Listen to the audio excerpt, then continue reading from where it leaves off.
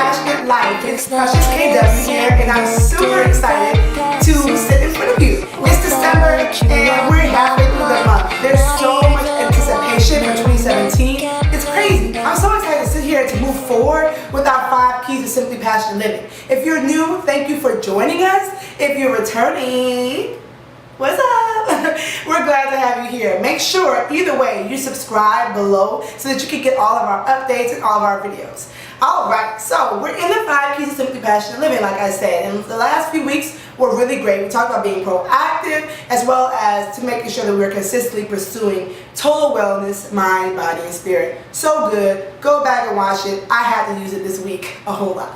So now we're here talking about key 3, which is how to be patient. The other 2 are really like action verbs, action things that you do. And being patient is more of a state of being. It's more of a way that you approach life, and it's a virtue, for real, for real. So I had so much going on this last weekend. If you follow me on social media, you would see that I had no voice after I recorded last week's session. And so we had a huge conference at our church called the Boulevard Conference that I was supposed to sit on a panel for, that my husband was also participating in. I didn't know how I was going to do it, and I had to be like, at one point I sat down and said, I guess this is the material for next week's episode, because the patience meter was wavering up and down. I had to really be patient with myself and patient with life as I figured out, like, Lord, please let me get my voice back in time for this panel. Some of y'all were praying for me, so I appreciate it. But we made it through it. And even though we were proactive about the weekend and the logistics of all that we had to do, we still found so many stumbling blocks. So in the fight for being a more patient person and living a more passionate life, there are 3 main things that I want to discuss today that will help us be more patient. And those 3 main things are: trust the process, relieve yourself of undue pressure, and simply, we live for passion, not perfection. So let's start with that. Living more passionately does not mean you're going to be a perfect person.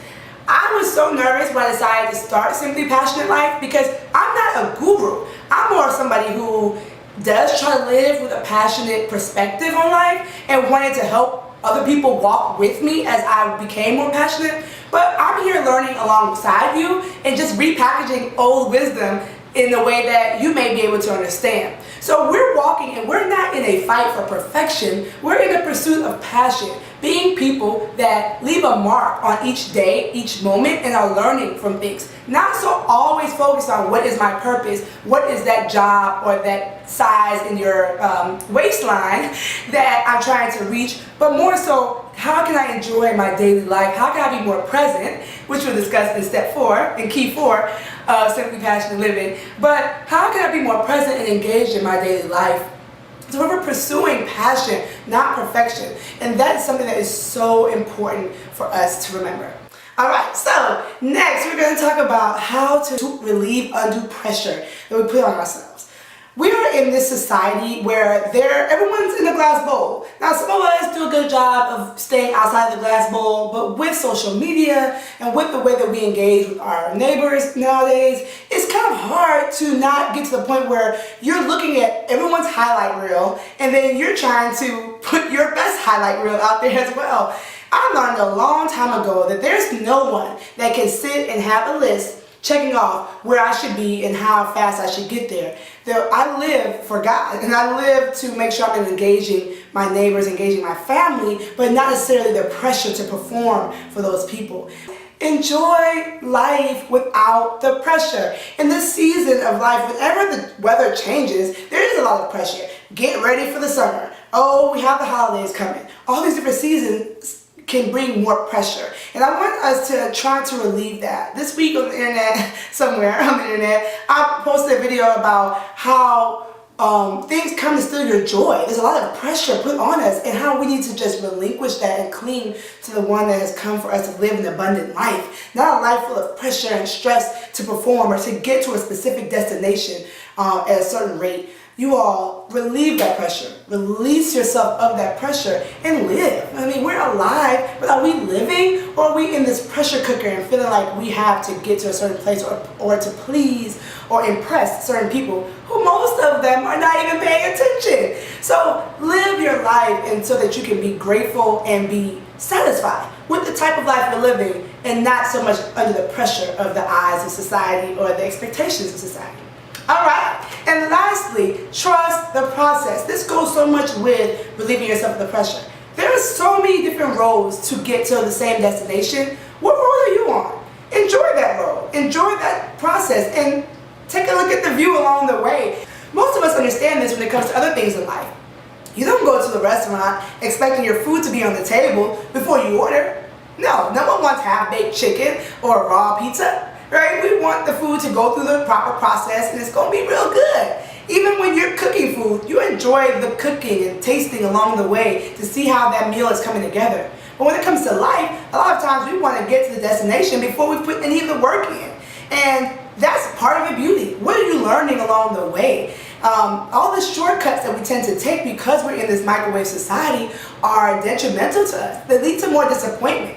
How many of us have tried that fad diet, that get-rich-quick scheme, that fast-track road to the promotion?